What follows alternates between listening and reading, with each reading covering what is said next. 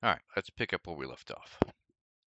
Where we left off in our last video was operators, talking about the assignment operator, um, the addition operator, the subtraction, multiplication, division, modulus, increment, and decrement operators. So in this part of my journey and stuff, I am learning how to pretty much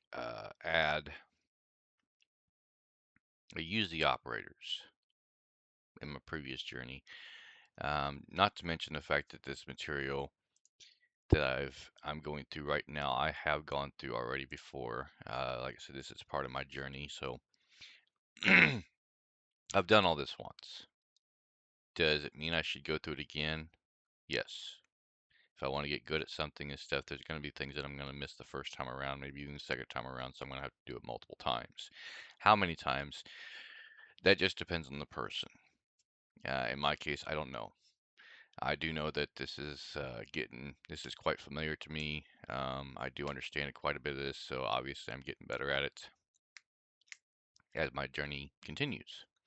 So, um, let's show you what we got here. Uh, this is pretty much the second website I was using right here to learn C++. I didn't get through all of HTML with this and stuff because HTML, I found out when I started my journey, was not what I was looking for as the language I wanted to learn. I can create websites with it. I know about that. I can use CSS with it to help style the websites, stuff like that. I know what those two are. C++, I have an idea of what it can do, but I don't have the full extent idea of what it can do. So let's continue here. Where we left off with decrement and increment. Increment and decrement are very common in programming, especially when working with counters, loops, and arrays, which you will learn more about later on. A plus plus operator increases the value by 1, while the subtraction operator decreases the value by 1. Hopefully in one of these examples or later on and stuff, it kind of shows how that works. Because this, even though we know what this does, there is a way of seeing this in a different picture that kind of shows us how this works. So let's go ahead and get rid of what we have over here because we got another example to run here. We've seen this example before, so it shouldn't be anything new. As long as you've seen my previous videos. If you haven't seen my previous videos, then yes, this might be a little bit new, but pretty much increment and decrement. So we're going to take integer x assigned to, wrong button, assigned to 5 in a statement, and then we're going to increment x by 1. So plus plus 5, which is the value of x, and then in the statement. And then it's got a little comment here. We put in 5, we're supposed to put in x. We can't increment the value, we can increment the variable though. There's a good question for you. A mistake that I just made. I put in 5 instead of x. Why will it not allow us to increment the value? And that's probably because the value actually has no meaning to it whatsoever. Not to mention the fact that 5 is actually not 5. 5 is x. Depending on how you put these in order, and we'll get to this later because this is going to be a little bit confusing for me because I don't fully understand it either. But what if we were to take this and switch the spots? 5 equals or is assigned to x. Well, we get a couple errors here. First off, unexpected identifier. So obviously 5, as we learned previously, cannot be a variable name. Any variable has to start with either a letter or an underscore. So 5 will not work. If we put the underscore in there first, then 5 will work. But why won't x? X will not work because it's undefined. We don't know what x is. We have no idea what x is at all. This is not a true value. Uh, if now, if x was defined prior to this and stuff, then we would know what it is. But it's not so much the fact that it's not defined, it's the fact that the type is expecting a whole number, and x is not a whole number, at least not yet. It's not. So with this type right here, we can't actually use x because x is not a whole number. If we adjust this right here a little bit and actually put a whole number in for x, so integer x is assigned to 2, that would actually then work. Because now x is 2, so we would take 2 and put it over here because now 2 is the integer type. The value has to match the type. The variable does not. The variable just has to follow the rules of variables, which has to either be a letter, start with a letter, or start with an underscore. That's why 5 wouldn't work the first time around. So we're kind of going back to what we learned about variables to understand why we can't switch this around. Let's get rid of that then. And replace our 5 or underscore 5 with x and replace our x. There you go. There's something right there. Actually, I bet you if we save that, it still won't work. No, it will. So why is it that x will now work when it wouldn't work before? X equals x.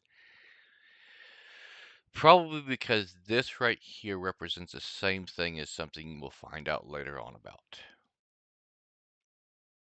We haven't discussed this yet. We're still going through basics. So let's just, instead of experimenting with this right here and understanding this and stuff, let's kind of just keep following what we have as far as the education is concerned. And maybe we'll get to the understanding of this right here later on. So we're going to go ahead and put 5 in for now. We won't try to understand why that works or why that doesn't work right now. Maybe we'll figure that out later.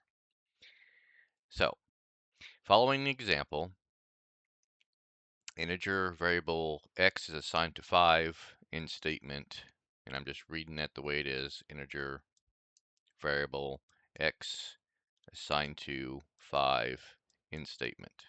Oops. In statement right there. Okay.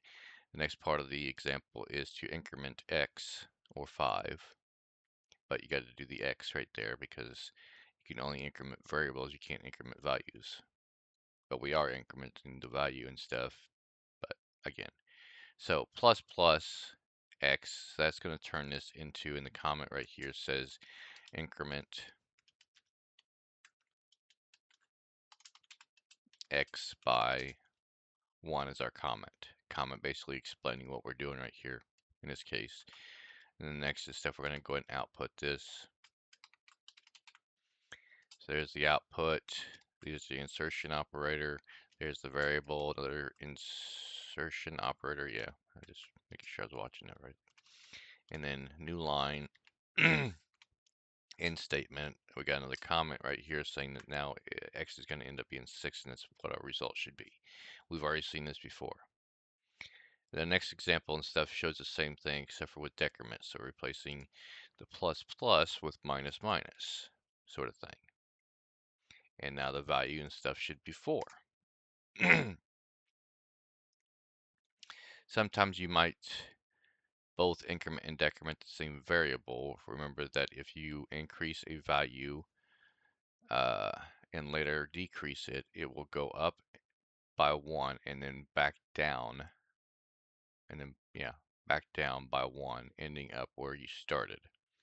So this is basically stating that if we do keep this as incrementing up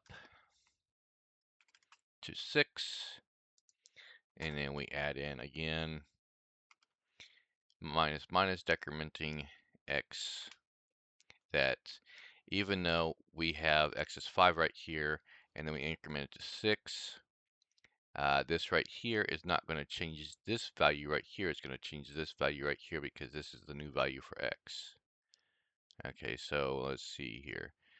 Let's put in comments so that kind of makes sense here. So it starts off 5. X is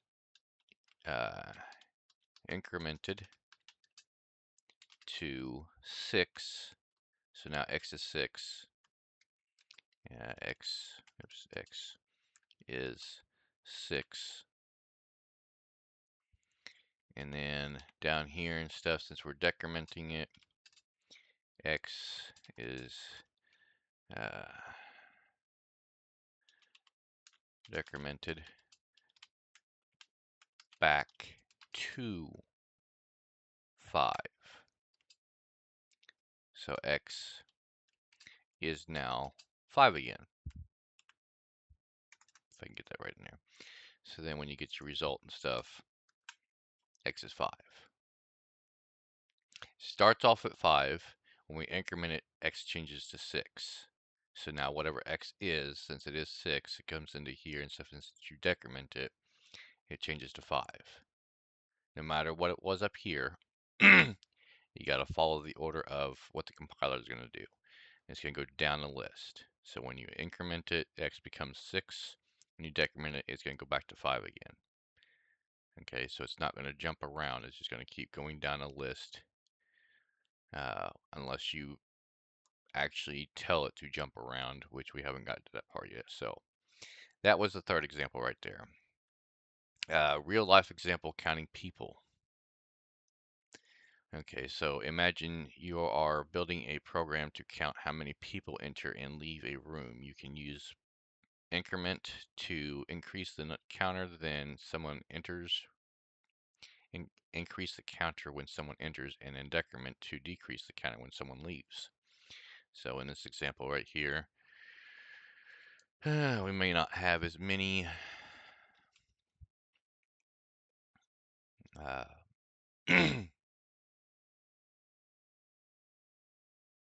yeah, I don't know where I was going with that.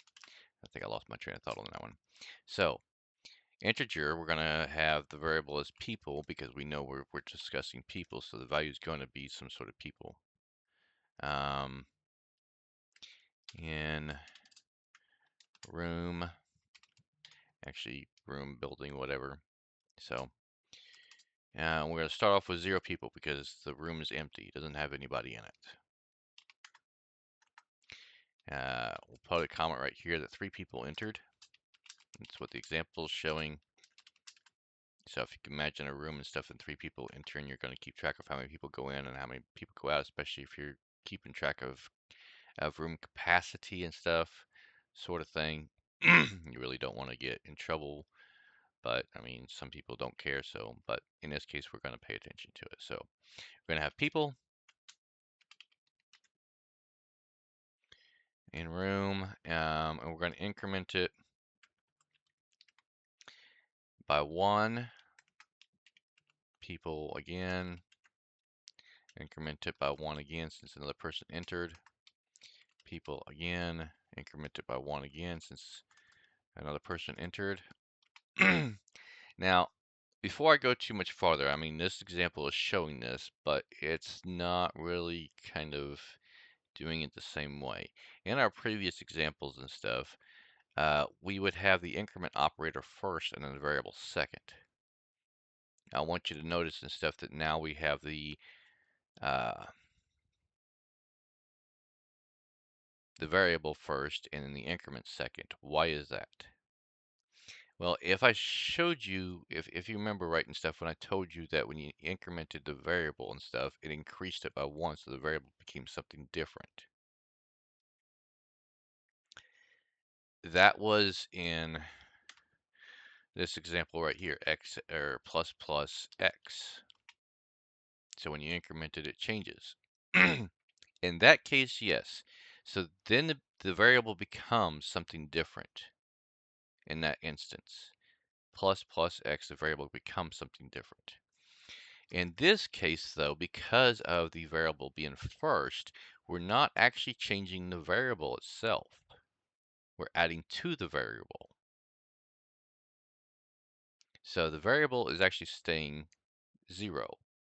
So when we place it to where we got the variable first and then the increment second, we're actually adding to the variable. So in this case, we're adding to it, making it 1, adding to it again, making it 2, adding to it again, making it 3. Okay, so we print this out, and I'm going to have to do this a huge way so it makes sense, because that doesn't really make a whole lot of sense to me, even for the way I said it. I understand it, but it doesn't make a whole lot of sense to me, so we're going to play around with this for a little bit.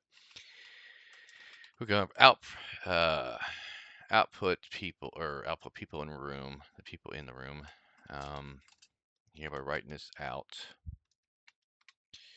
And it has a comment here that there's 3. And then it shows subtracting 1 person. So let's do this one first. Save.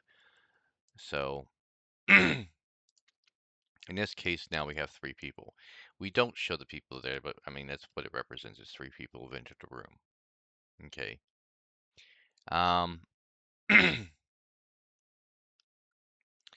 The rest of this example and stuff, we're going to have 1 person that leaves the room. Minus that, and then we're going to output it again. Standard effect. Let's go ahead and clean this up a little bit. Okay. Nope.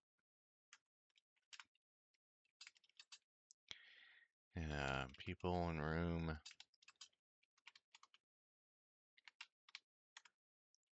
Okay. Now it does have the comment right here and stuff. I can go ahead and add that in there. 1 person leaves the room. Control save. So now we got 2 different things here. So first we got 3 because the people came in and we outputted that. Then we got 2 because we subtracted a person since 1 person left, and now the new variable is this. But why is this one set up differently than the previous examples? Let's get rid of all this real quick and write this out in a little bit easier sense. We did the example already, so let's just make this easier. I'm going to put x in equals 0. That's good enough. Okay, so if we output standard out x new line, because we're going to have some new information here in a little bit. Save that, run that. Right now we have 0. Okay, what if we do it this way like it showed in the previous examples? Standard output x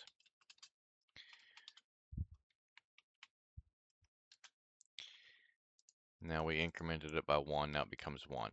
Hold on, why are we getting 2? Okay, because we got 2 outputs. So we're getting 2 different responses here. Okay. In this case, yes, x is becoming the new. Let's do it the other way around now. X plus plus to increment it by 1. Standard out x. Now we're going to have 3 outputs. Save, run code. So now we got 0, 1, and 2. Starts out at 0, we output that. Increment it by 1, it becomes that.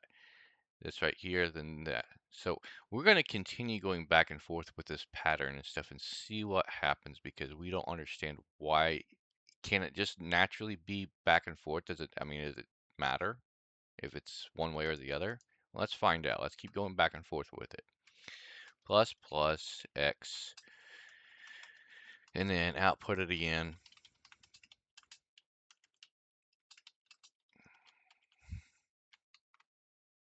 Control save, run the code again. Okay, so now we got 1, 2, and 3. Now let's do this again. We're going to have x first again, plus plus that standard out x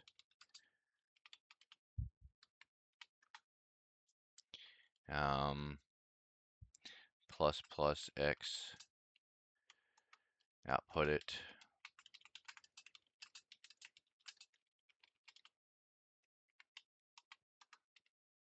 x plus plus x. Okay, so we got it a few times there now. Do we still get it running up like normal? Yes. 1, 2, 3, 4, 5, clear up to 6.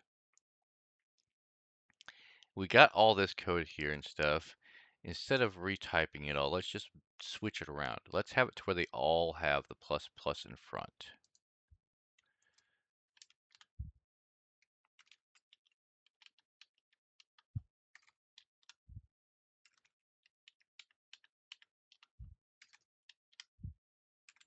See what that does. Control save, run the program. We still got the 1, 2, 3, 4, 5, 6. He's starting out with 0. Clear up to 6. Let's change this to where all these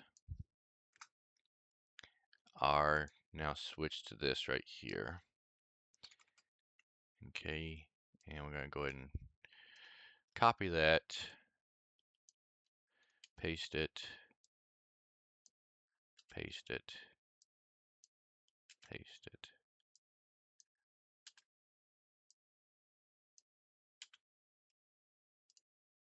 Run code again. Actually, I didn't save it, sorry.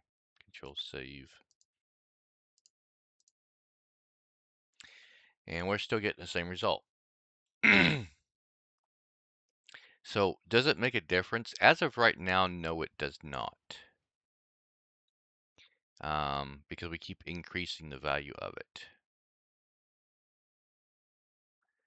I know that one way does one thing, the other way does another thing. That's just because of the way it's set up underneath. But right now, it hasn't shown us the underneath part of this.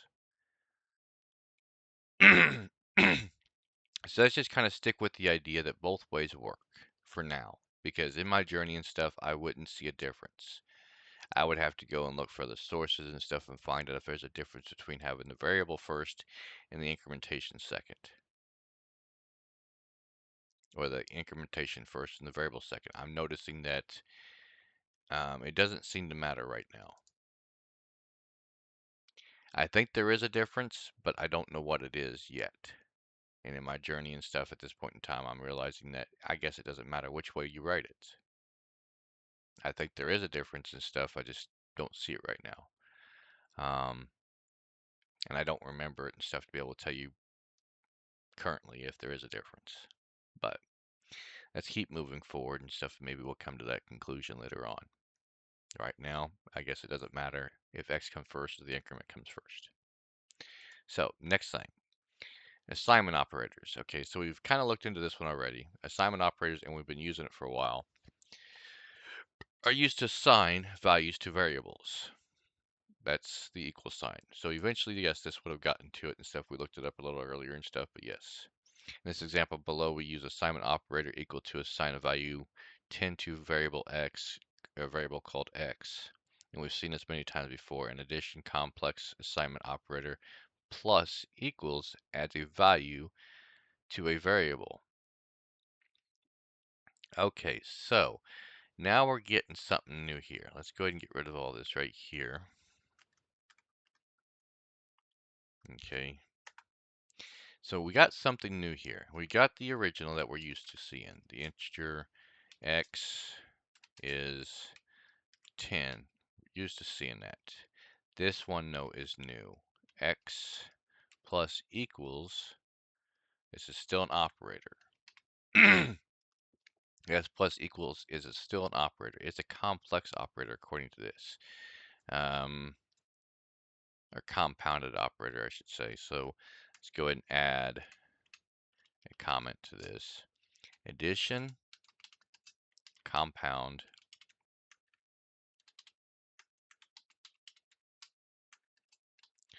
assignment operator. Addition compound assignment operator, basically meaning we are combining both of them. Now, in this example, it shows us what this kind of looks like.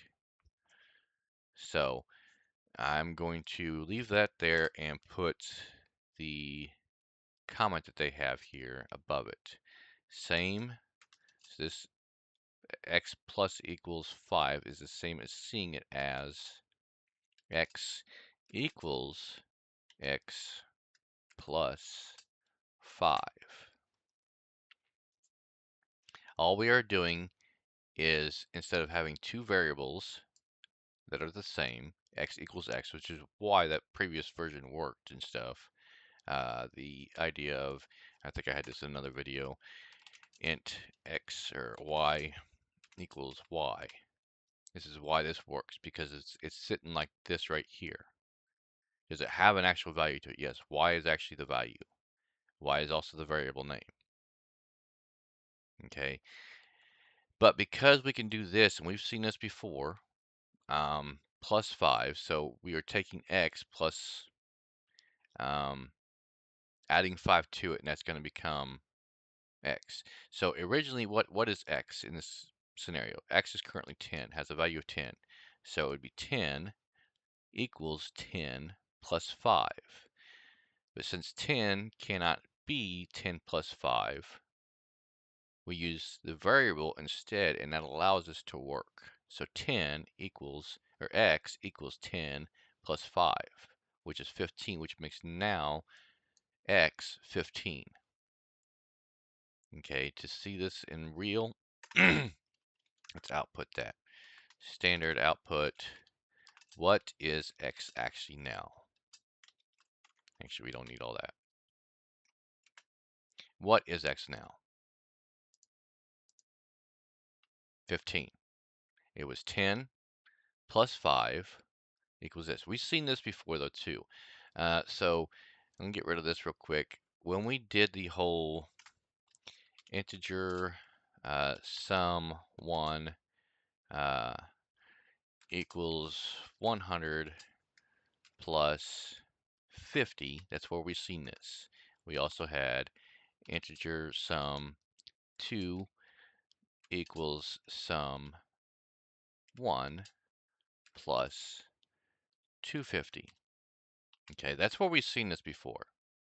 Okay, but we never took sum 1, changed this to 1, like that, and then made it sum 1 plus 250. That's actually what we're doing right here in this situation. We're just changing the fact that sum 1 is no longer going to be 150 plus 50. It's going to be sum 1, which now is the equivalent of this right here plus 250. So if we were to output that, go ahead and put a new line in here for this.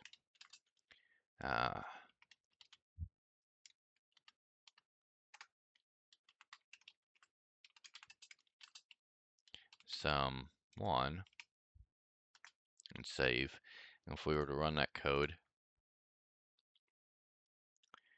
okay, so we get an error here.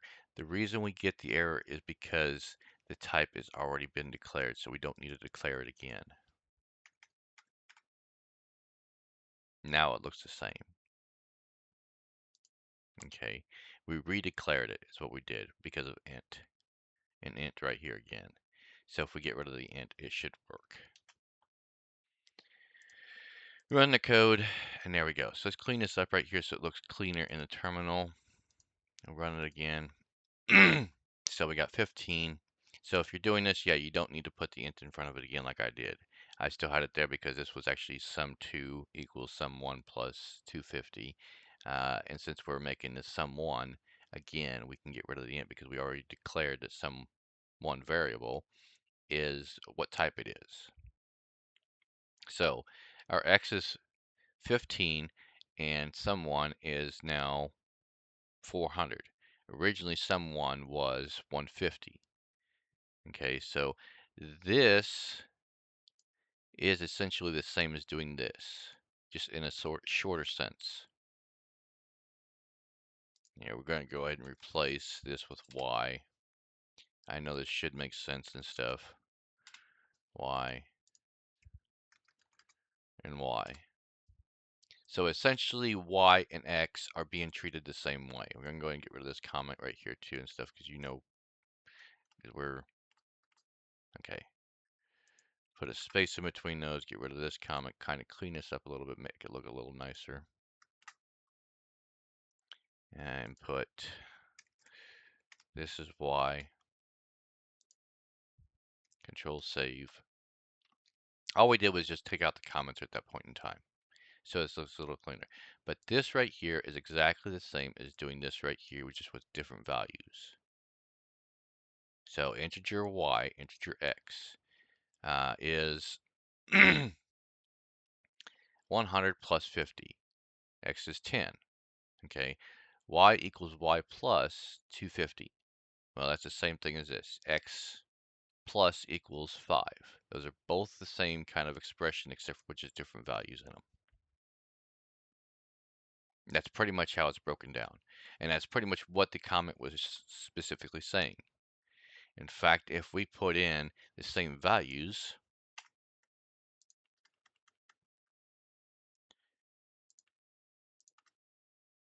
for both, now they're both going to equal the same thing. Let's clean this up right here.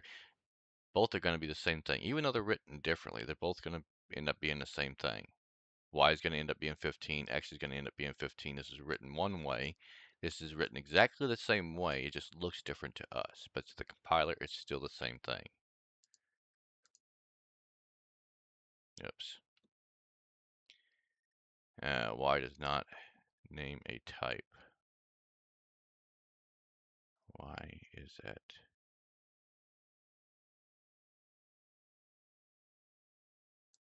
Showing that now. Okay, so a mistake on my part, and you guys are probably going to learn from this if you don't already know why. Error, Y does not name a type.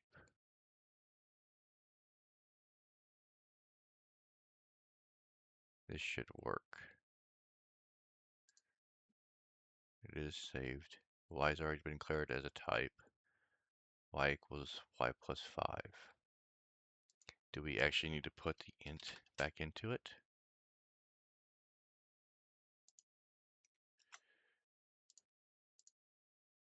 Nope, that's not it. I didn't think it was.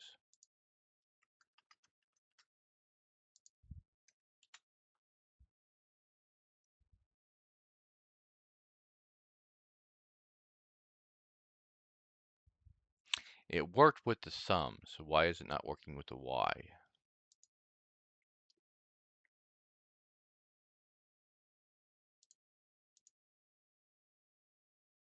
Okay, so I haven't changed anything and stuff except for this time. So the first time around, it was just simply the compiler complaining about it. Complaining about the fact that you're using this right here when this is a simpler way to put it. Let's run it again. See, right there. There's no difference. In fact, the only difference is where my cursor is.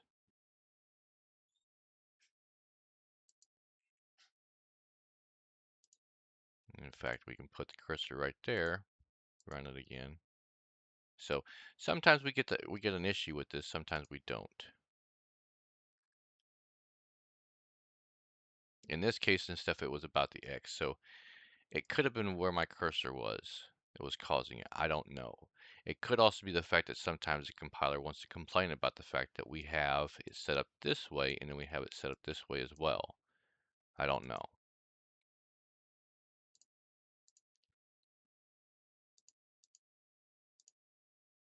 I'm actually testing this out and stuff by putting the cursor in different places just to see what will happen. Let's go ahead and erase that. Put that there.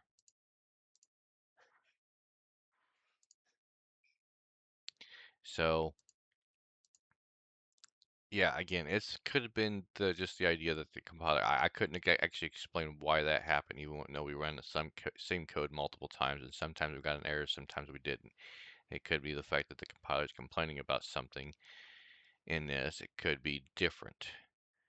Um, because if you notice and stuff, it complained about the Y not having a type, the X not having a type, and then it works just fine every so often. But either way,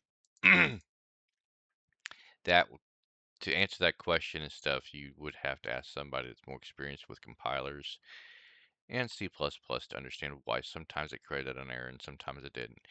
That I guess kind of that can be kind of explained when you run a program and stuff, and sometimes you end up with glitches in a game. Like if you play in a game and stuff, and things are kind of slowing down, or things are just not working right and whatnot and stuff. That could be a runtime error. That could be a compiler error, which is not going to consistently happen. But it's also exactly why sometimes resetting the game or resetting the application that we're doing, closing it out and completely shutting it down, restarting it and stuff can fix this issue sometimes. If anybody is watching and stuff, or anybody watches this video and they understand why sometimes it creates an error, sometimes it doesn't, um, that would be great. I don't really know why. I do know that, I mean, you've seen it right here and stuff. It was sometimes creating an error, sometimes it was not. Can be compiler just complaining about the way it's set up. Maybe not. I have no idea. I do know that the same thing happens in any kind of application or gamers. Sometimes you get an issue, sometimes you don't. Who knows? But it's why we end up resetting the application or the game that we playing at a certain time and stuff, and run it again and stuff, because sometimes it just didn't run right the first time. But that kind of explains those issues. A game or a program that's working just fine most of the time, and all of a sudden you get a glitch. It is known as undefined behavior, but uh, again, what I do want to reiterate is that this is still the same code as this. The only difference is the variable name, because this right here is literally doing the same as this right here. But as you've seen and stuff, we got some issues. So anyways, moving on to the next part of this. So the rest of this example right here is showing you can do this also with any of the operators. So you can actually have the minus in there, so minus equals the multiplier right there, and it shows us the all of these right here below. So you got the equal the assignment operator, the plus assignment operator, the minus assignment operator, the multiplication assignment operator, and it gives examples for each one. Same as this, same as that, and it's showing exactly what I'm showing.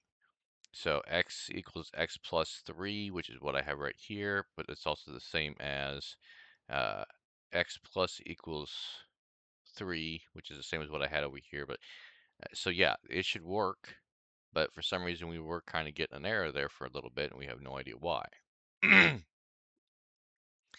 um, we also got the division equals, the modulus equals, the and equals, which we haven't discussed the and yet, the not equals. I don't remember what that one means. I don't remember what that one is or that one is. Again, if you want to look those up and stuff and understand what all these different ones are, this right here is the place to look it up. Operators. And you can see all the operators and what they all do. But moving on to the next part. Compound assignment operators. Compound assignment operators are a short way of writing operations where you use a variable in both sides of the assignment. For example, instead of writing x equals x plus 5, you can simply write x plus equals 5, which is the same thing we just showed right here. And it's got an example right there and stuff. And you can do it with multiple things there. So no difference right there than what we've got over here in this. Tip: compound operators make code shorter and easier to read, especially when updating the same variable multiple times. Why compound operators? They're called compound operators because they combine a regular operator like plus, minus, multiply, etc., with the assignment operator, which is the equal sign that we know of, into a single operator, for example, plus assignment. This is a combination of plus and assignment. Real life example, Tracking savings. Compound assignment operators can also be used in real life scenarios. For example, you can use the plus equal operator to keep track of savings when you add money to your account. So you have a set amount in a savings account, so you just basically replace Y or X with savings, checking, whatever. You have whatever set amount in there and stuff. Um, if you want to make a program for this, then Y becomes a savings. You got to replace all three Y's with savings or checking or whatever you're going to use, and then whatever amount you're adding to it. So if you originally got $100 in there and you're adding 50 to it, you would just change this value to 50, change this value to 100 because that was the original amount, and then change this to whatever the account is. Simple kind of math thing. Um, and you might ask and stuff, how is this different from doing just switching this over? So if we have a savings account and stuff and we have $100 in there, uh, and you're adding 50 to it, why not just change this to plus 50? Well, the reason that is because what if you want to keep the original value? What if you don't want the original value to change to 150? You want it to stay at the original value of 100. A savings account or checking account may not be a good example for that. You might use something else, but it's the idea of being able to keep the original value, add to it over and over and over. Let's see, we know how to do inputs now, so let's change this code around here a little bit and see if we can't get a program built where we are literally adding money to our account. So we'll change this to savings or checking, or well, everybody uses checking, so we'll just use checking. Change this to checking as well, and then change this to checking as well. Okay, now we want to add money to it, but we don't know how much. We don't even know what our starting value is going to be. Okay, so we're going to remove those. The first one right here,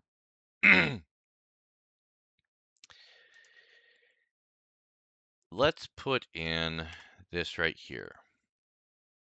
Output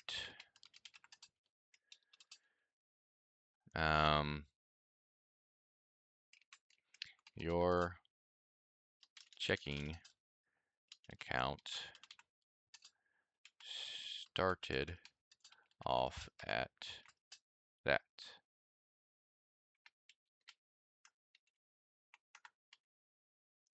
Now let's add an integer.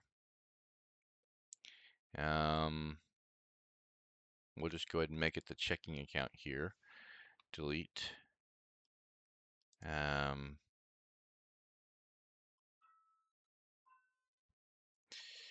Let's see here. Checking integer, checking your checking account started off at, hold on just a second. All right, sorry about that. The doorbell had rang. I wasn't going to answer it, and I didn't answer it, but it's kind of an interruption. It's, oops. Okay, so we are trying to build a program right now that tracks the amount of money in our banking checking account, including when we add more money to our checking account using this method here. So the first thing we need to do is determine how much money is currently in our checking account. So let's just state the checking account is there. Next, we need to know how much money is in the checking account. So standard input extraction operator checking account right there. Okay, so as of right now, I'm going to go ahead and comment this out. We're going to keep this, but I'm going to comment it out for a second. Go ahead and save this right here. If you know how much money is in your checking account, whatever, I mean, just for this example, we're just going to make up whatever money. So we're going to say $100 is in there. Okay. So right now, as of the end of this program and stuff, we have currently stored 100. We don't even know what the currency is for our checking account. Okay. Now, later on, we go to add. In fact, here, we will go ahead and do this. Standard output. Our checking account balance is our checking account balance is and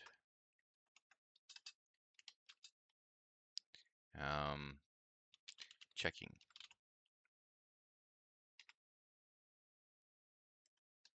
Okay, so that way it at least prints us out what the remainder is. So we run the code. We're starting off with $100 in our account. So our checking account balance is currently $100. Now later on, we go and add 50 bucks to it. Okay. So this part of the code will always be above that, but we're going to keep adding to it. We don't know what this is right now, so this right here is just going to be X for now. Okay. Actually, let's go ahead and make this added. I don't know if we can use that. Add to accounts. Add to account. There we go. We haven't declared it yet. That's why it's still not marked. So let's output standard output. Oops. How much do you want to add to your I'm going to show you how to continue this and stuff because we don't want to be going off the screen here with this. How much do you want to add to your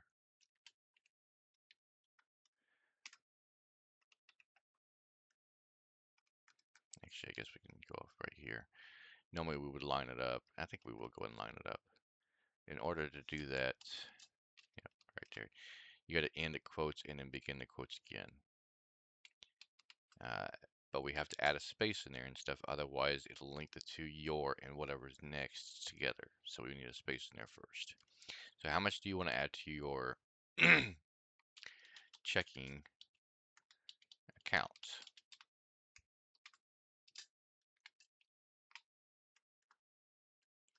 And then we need that variable, because this is going to be an int, not a double. I mean, you could put doubles in there if you're putting change in there as well, but add to account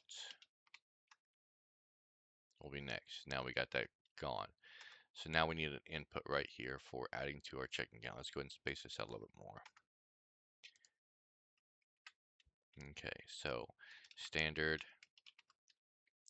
int extraction operator add to accounts. Control and save.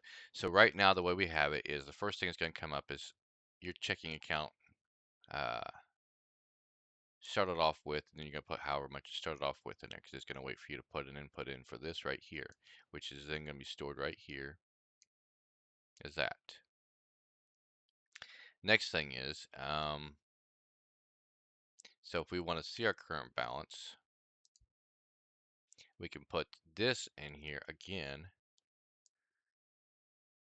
right here. We take this and copy this and put it in right here so it shows what our current account balance is. Okay. Now if we're going to add to it, we have this right here. How much do you want to add to your checking account? And then whatever amount you put in goes into this, which then in fact goes into this being stored. Then next and stuff, since we're adding to it, if we just have this right here and we end up putting in this again right here to show our balance, it's not going to show the additional amount we added. For example, so our balance again, let's clear this out right here. So the first thing it's going to do again, let's go ahead and save that right there because we haven't really done anything with this yet. Let's run the program just the way it sits. Your checking account balance starts off with, we're going to say $100 again. Your checking account balance is $100. How much? And we don't have even a new line for this yet. So I would say at the end of this right here, because it's links together right here, we need this to be on a new line. So slash, because we're outputting something else. Actually, that's not going to be what the new line is. This new line is going to be right here.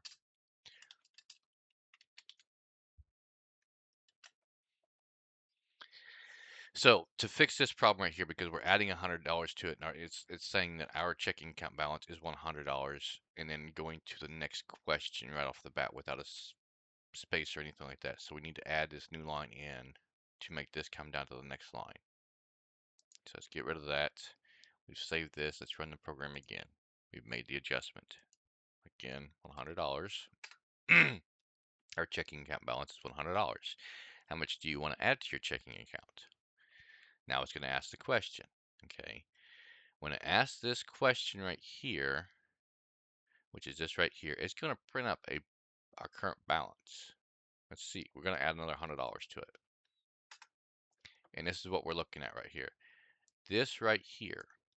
Let's comment this out for a second here.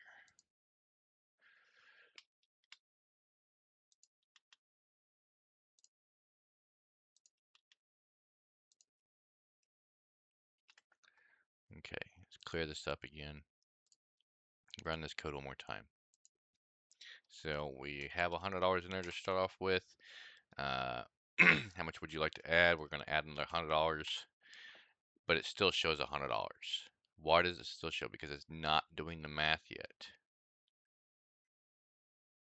Okay, even though we added this to this, and we have this right here, and it's showing our balance right here. Sorry. We asked the question, we put the current balance in there, we gave the current balance back. We're asking how much you want to add. Right there, we're putting this amount in. The $100 is what we want to add. We haven't done the math yet, so at this point in time, we're telling again what the current balance is, which is why it's still stating it's $100. So to get rid of this right here as the current balance, we got to get rid of this line of code right here, because our math hasn't been done yet. Math won't be done until it's right here at this point in line. So let's get rid of this. Let's get rid of these comments here. Let's save this right here. Clear the terminal out. Run this again. Let's see. So now, how much we starting off with? $100. How much do you want to add to it? Let's add another $100 to it. Now our checking account balance is $200 because we did the math now. So you can do it this way. You can simplify the code a little bit by taking this out and putting this in instead, and it will do the same thing. Save it, run it again. $100. How much do you want to add? Another $100. There you go. Cleaned up the code a little bit, made it look a little bit neater. I mean, you keep going back and forth with that, and you kind of finally start seeing it. If you want to keep adding more to it and stuff, then yes, you can keep repeating the same question over and over and stuff. There's a way to get that to work, but we haven't gotten to that point yet. Right now, we're just trying to demonstrate and stuff, an example of how this might work in real life, especially since it gave us a real life example to use. So now you see how that kind of works. If, I mean,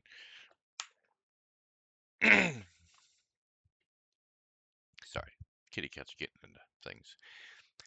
Um, so yeah, you kind of see how that works in a real life application. And most people and stuff, yeah, we don't keep track of our accounts and stuff.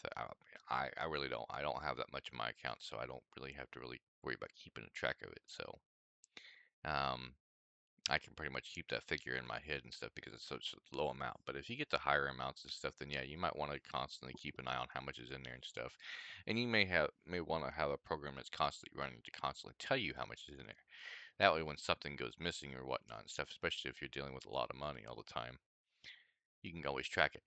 Big businesses and stuff, when they constantly are dealing with money coming in and out and stuff, they may have something like this showing for the boss or for the accountant or whatever and stuff, so they can keep track of the money coming in or money going out. Or if